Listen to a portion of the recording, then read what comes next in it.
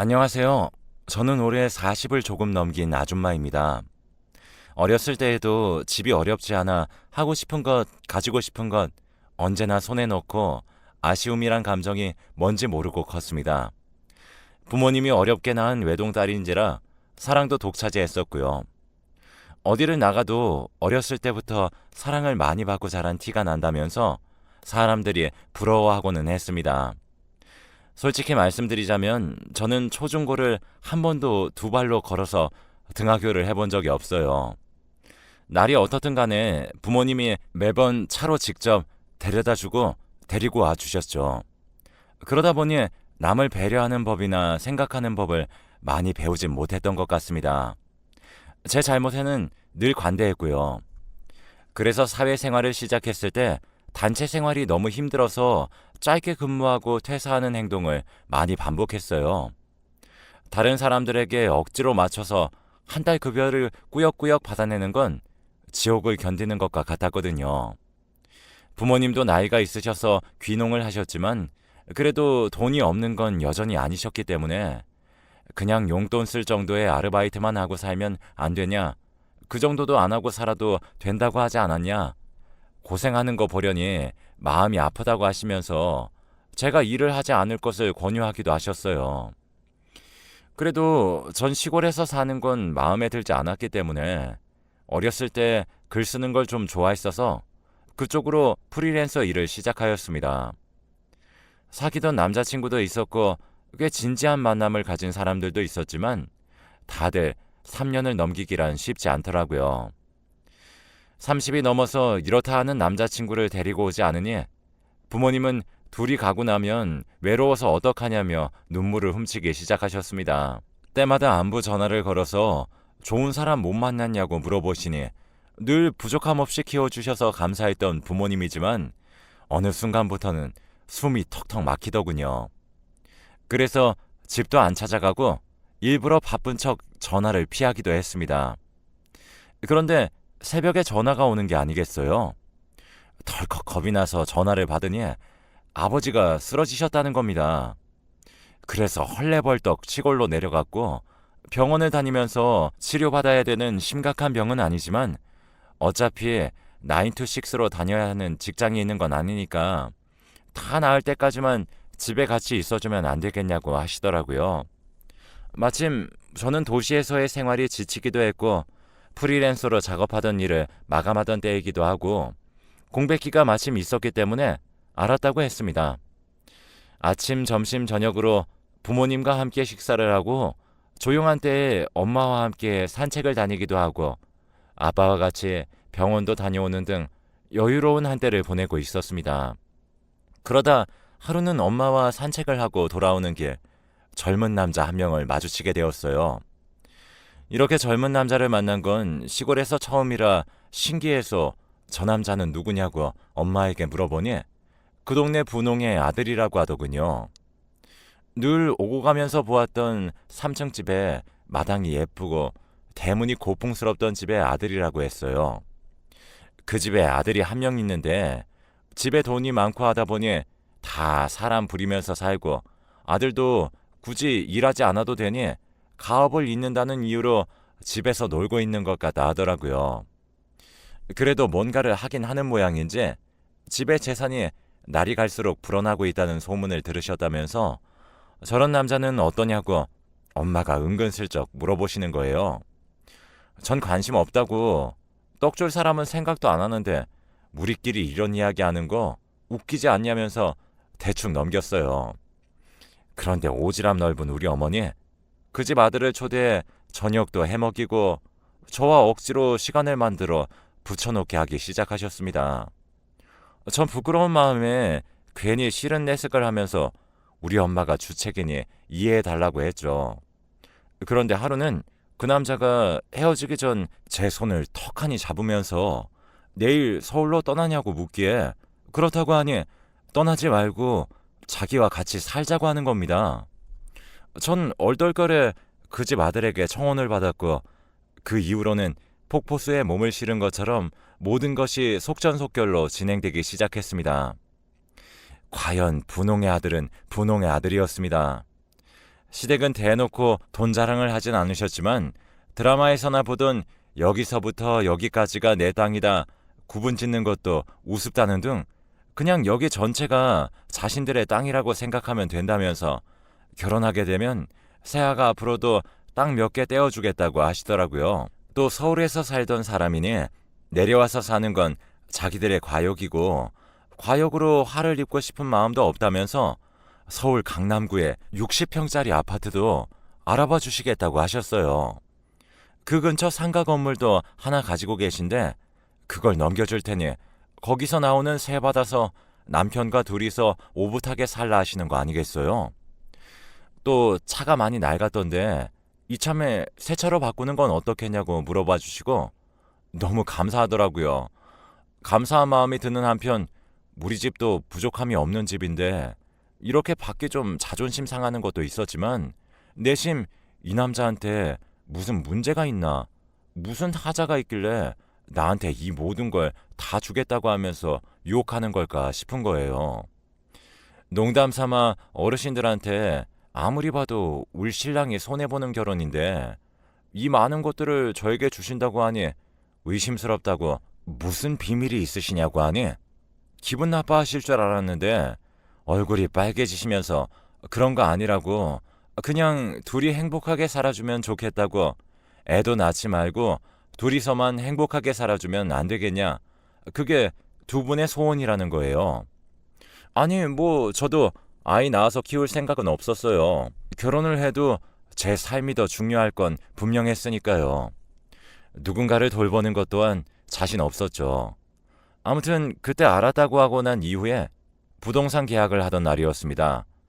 제 앞으로 된 계약서에 도장 찍기 직전이었어요.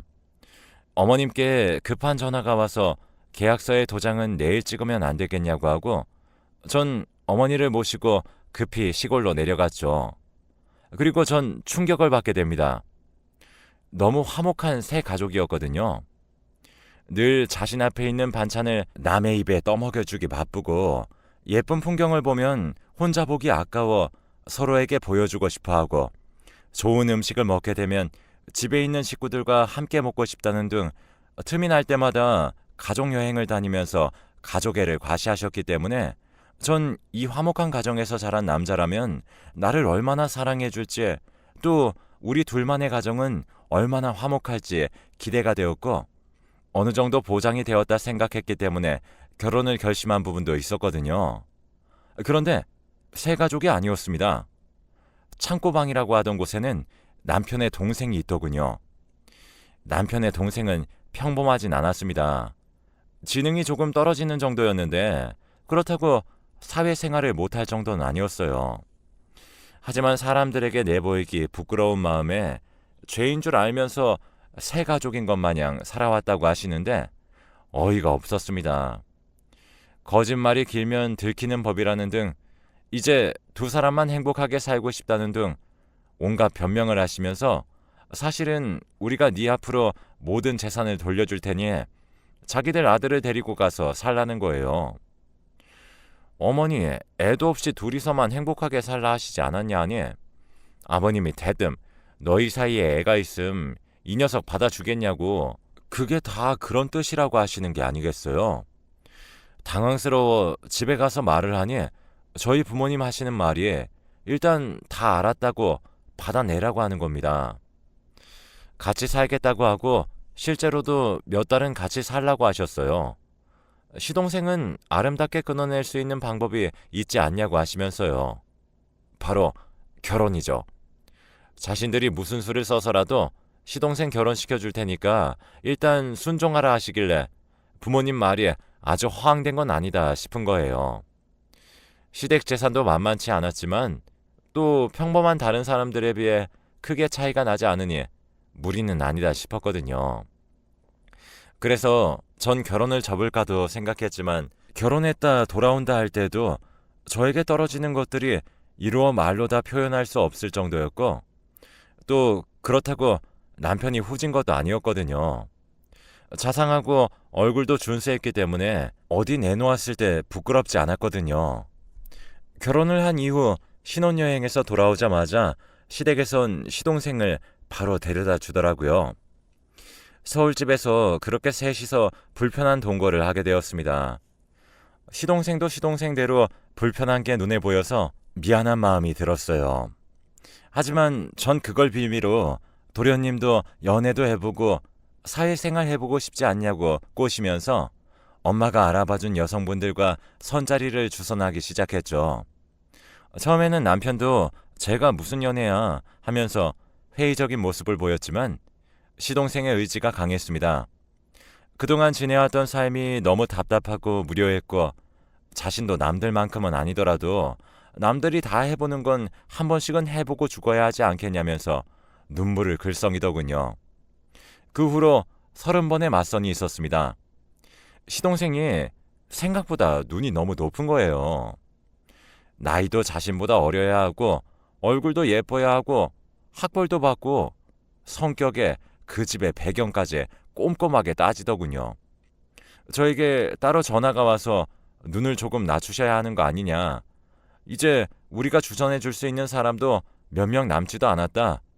이렇게 깐깐한 분은 처음 본다며 저에게 하소연을 하더군요. 솔직히 제 목적까지도 주제를 알아라 라는 말이 나올 뻔했지만 꾹 참아냈습니다. 조금만 더 신경을 써주셨으면 좋겠다. 늘 고생해 주시는 거 안다고 뒤로 선물을 더 해드리면서 어르고 달랬습니다. 그러던 중 시동생이 드디어 자신의 운명의 짝을 만났다며 신나서 들어오는 거 아니겠어요? 자신의 꿈에서나 그리던 이상형이 자신 앞에 나타났다면서 그녀가 준비만 되면 바로 결혼을 할 것이라고 하는 겁니다. 시동생이 2번의 만남을 따로 가진 후 저희에게 소개시켜 주겠다고 하더군요. 너무 늦은 것 아니냐? 이러면 여자 쪽에서 부담을 느낄 수도 있다고 하니 어차피 결혼을 목표로 만난 사이이기 때문에 여자 쪽에서 오히려 먼저 제안했다고 하는 거예요. 그래서 저녁 식사 자리를 가지게 되었고 저녁 식사 자리에서 만난 여성분은 시동생의 말처럼 정말 누군가의 꿈속에서나 그려봤을 법한 분이었어요. 동그랗고 큰 눈에 짙은 쌍꺼풀과 긴 생머리에 살짝 웨이브진 것과 갈색빛이 도는 머리 색깔과 눈동자 색깔이 묘했고 입술은 짙은 색을 바르지 않았음에도 생기가 돌며 여자가 봐도 반하겠더라고요. 나이는 저희보다 한참 어렸습니다. 시동생과 비교하면 8살 정도 차이가 났어요. 저는 이렇게 어린 나이에 다양한 사람과 연애도 해보고 싶을 거고 하고 싶은 일도 많을 텐데 웬 결혼이냐고 물으니 어렸을 적부터 가정을 빨리 이루고 싶은 꿈도 있었고 결혼한다고 해서 여자 인생이 끝난다 생각하지도 않는다. 오히려 좋은 남자를 빨리 만나서 가정을 차리는 게 여자한테는 그게 제일이지 않냐고 하길래 설득당해 버렸죠. 둘은 그 주에 바로 시댁에 가서 인사를 드린다고 하더군요. 주말이 끝난 다음 날 어머니한테 바로 연락이 왔습니다. 시간을 내어 남편과 시골로 내려오라고 하셨어요. 시동생 모르게요. 내려가니 아무래도 그 여자를 무조건 잡아야겠다는 겁니다. 자기 아들 인생에 있어서 저런 여자가 나타날 수가 없다는 거예요. 그런데 나타났다. 이건 귀인이라는 거죠. 귀인을 서운하고 섭섭하게 해서 돌려보낸다. 이건 3대가 저주에 걸릴지도 모른다고 하시면서 하고 싶은 말을 두고 돌려 말하시길래 그래서 용건이 무엇이냐 여쭈어봤습니다. 그러니 시동생 와이프가 진짜 우리 집 사람이다 할 수 있을 때까지 조금만 희생해달라 하시는 거 아니겠어요? 집을 잠시 경기도 40평짜리로 옮기라고 하시고 주기로 했던 땅 중 일부도 먼저 팔아서 현금화시킨 다음 시동생네의 살림을 보태줘야겠다고 하시는 거예요. 뭘 얼마나 좋은 걸 해주려고 하시냐고 하니 강남의 펜트하우스 정도는 자가로 해줘야 하지 않겠냐고 하시는 거 있죠. 전 어이가 없어서 아무런 말도 못하고 벙쪄 있는데 남편이 덜컥 자기 앞으로 된 상가 건물이 있지 않냐고 그걸 내놓겠다고 하는 겁니다. 전 알고 있지도 못했던 상가를요. 여보 하고 소리 지르니 집안일이니 자기는 잠시 빠져 있으라고 하길래 제가 콧방귀를 꼈습니다. 전 이럴 때 의논을 할 친구도 없었기에 부모님에게 전화를 해 이런 상황을 다 말했죠. 다 말했더니 우리 계획대로 시동생을 떨굴 수 있는 기회인데 너도 잠시는 희생해야 하지 않겠냐면서 남편이 상가를 내놓겠다 했으니 집은 건드리지 말라 얘기해보라고 하시더군요. 그 대화를 다 듣기라도 하신 건지 남편이 상가를 주기로 했고 저에게 주시기로 한 것 중 땅도 일부를 팔게 되었으니 좀 질투날 마음만 잠시 접어두고 이해해달라 양해를 구하시더군요. 그래서 알았다 했습니다. 그렇게 시동생네는 강남 펜트하우스 자가로 신혼을 시작하게 되었어요. 그 여자한테는 저한테 주신 것보다 더 좋은 노른자 땅 상가를 주셨더라고요.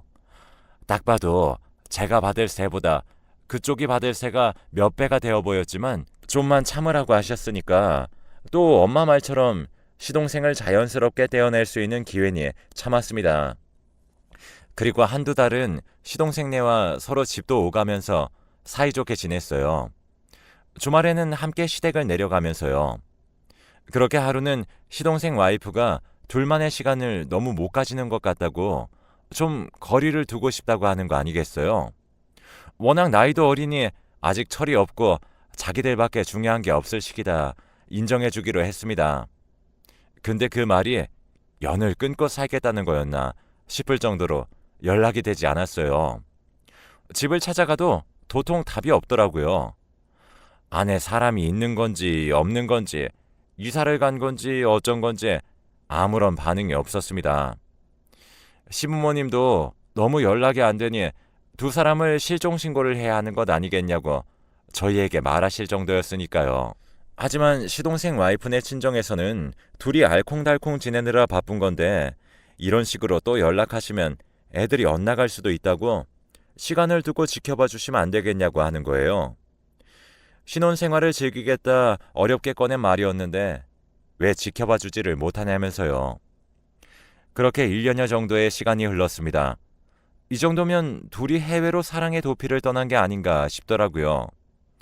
그런데 그쯤 밤 늦은 시간에 남편 휴대전화로 모르는 번호로 전화가 걸려오기 시작했어요.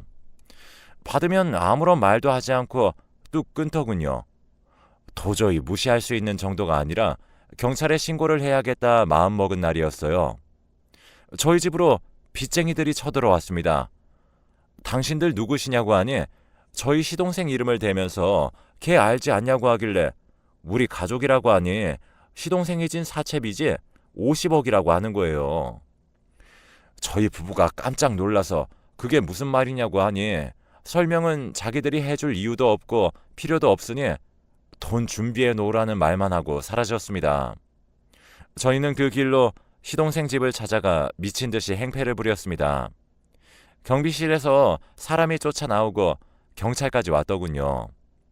시동생을 찾으니 무슨 소리냐며 이 집은 1년 전에 사자마자 판 집 아니냐고 하는 거예요.